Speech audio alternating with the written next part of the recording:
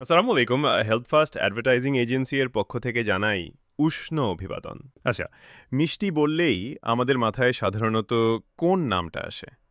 চমচম, রসগোল্লা নাকি অন্য কিছু?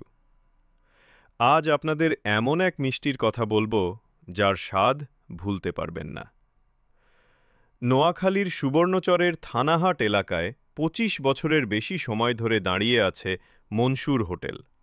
আর এই হোটেলের মিষ্টির খ্যাতি এখন শুধু নোয়াখালীতে সীমাবদ্ধ নেই, দেশের গণ্ডি পেরিয়ে বিদেশের মাটিতেও পৌঁছে গেছে।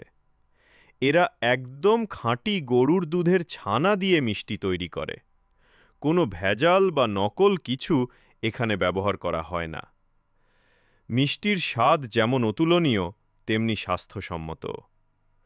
মনসুর মিয়া এই ব্যবসা শুরু করেছিলেন, বর্তমানে উনার ৩ ছেলেও মিষ্টি তৈরিতে তাকে সাহায্য করেন। তার বড় ছেলে জাফর, মেজ ছেলে জাহের, ছোট ছেলে আজাদ তার ব্যবসার হাল ধরেছে।